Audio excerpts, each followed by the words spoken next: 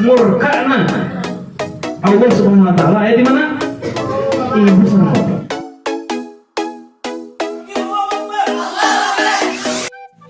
Sahabat sinyal positif yang disayang Allah Ta'ala, Allah Subhanahu wa Ta'ala berfirman dalam Quran Surah Hud, itu mengingatkan kita untuk memotivasi kita agar hati dan pikiran kita tetap berpositif kepada Allah Subhanahu wa Ta'ala terhadap rezeki yang pasti Allah memberikan kita rezekinya.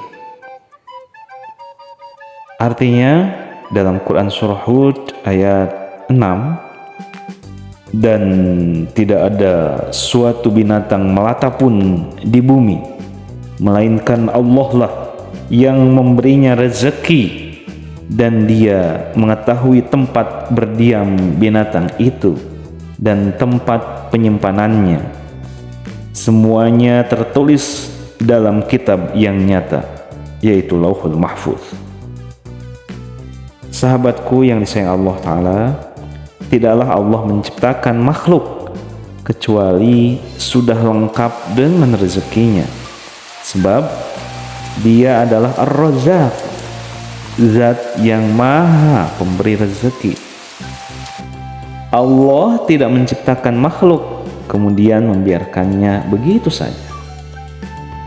Dia menciptakan makhluk dan memberinya rezeki dengan ukuran yang sangat pas sesuai kebutuhannya. Sahabatku yang disayang Allah, Allah Subhanahu wa Ta'ala berfirman dalam Quran surah Al-An'am ayat 160, barang siapa membawa amal baik, maka baginya pahala 10 kali lipat amalnya, dan barang siapa membawa perbuatan jahat, maka dia tidak diberi pembalasan melainkan seimbang dengan kejahatannya, sedang mereka tidak dianiaya atau dirugikan sedikit pun. Sahabatku yang disayang Allah, di dalam surah Al-Baqarah ayat 261 Allah berfirman yang artinya, perumpamaan nafkah yang dikeluarkan oleh orang-orang yang menafkahkan hartanya di jalan Allah adalah serupa dengan sebutir benih yang menumbuhkan 7 bulir, pada tiap-tiap bulir 100 biji. Allah melipat gandakan ganjaran bagi siapa yang dikehendakinya, dan Allah maha luas karunia-Nya lagi maha mengetahui. Sahabatku yang disayang Allah Subhanahu wa Ta'ala, rezeki lahiriah yang dibagikan pada semua makhluk, rezeki batiniah hanya diberikan kepada manusia. Itu pun tidak semua manusia. Rezeki tersebut hanya diberikan kepada manusia yang taat kepada Allah Subhanahu wa Ta'ala. Allah Subhanahu wa Ta'ala menyampaikan dalam surah Asy-Syura ayat 12, Dia memberikan rezeki kepada siapapun yang dikehendakinya dan yang ditetapkannya. Allah Ta'ala telah menjamin rezeki lahiriah setiap makhluk sesuai kebutuhannya masing-masing.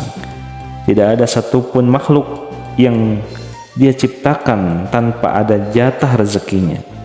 Semuanya sudah disediakan, makhluk hanya tinggal menyebutnya. Seperti yang diterangkan di dalam Quran surah Hud tadi yang dibacakan pertama, dan tidak ada satu binatang melata pun di bumi melainkan Allah lah yang memberi rezeki kepadanya. Sahabat sinyal positif yang disayang Allah, kita ambil contoh pepohonan. Allah menciptakan pohon terbatas gerakannya karena pohon tidak lincah. Makanannya didekatkan oleh Allah lewat akar, rezekinya didekatkan. Ini sengaja diatur oleh Allah.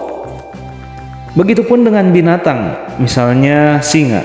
Pada waktu masih bayi, dia tidak bisa mengejar rusa, sehingga Allah menyediakan air susu di tubuh induknya. Ketika air susunya berhenti, Allah menggantinya dengan makanan yang diburu induknya. Setelah besar, dia berburu sendiri. Semakin kuat fisiknya, semakin tinggi kualitas ikhtiarnya. Begitu pula manusia, dalam perut ibu rezekinya masuk lewat tali ari-ari karena belum bisa berbuat apa-apa. Setelah lahir, walau tali ari-ari digunting, tetap saja bertemu dengan rezeki. Lewat apa? Yaitu lewat air susu ibu. Saat air susu berhenti, Allah menyediakan berbagai makanan yang kalau lapar tinggal menangis. Untuk kemudian rezeki akan datang. Semakin dewasa, dia harus semakin gigih ikhtiar dalam menjemput rezeki, karena Allah telah menyiapkan kekuatan fisik, akal, dan panca indera. Sahabat yang disayang Allah, maka siapapun kita tidak perlu takut tidak mendapatkan rezeki yang bersifat lahiriah, apalagi jika dibanding makhluk Allah lainnya. Kita memiliki perangkat yang lebih sempurna untuk menjemput lebih banyak rezeki. Hal yang layak ditakutkan adalah ketika kita tidak mendapat rezeki berupa keimanan dan keriduan dari Allah Subhanahu wa Ta'ala. Teman-teman, mari kita bersalawat kepada Nabi Muhammad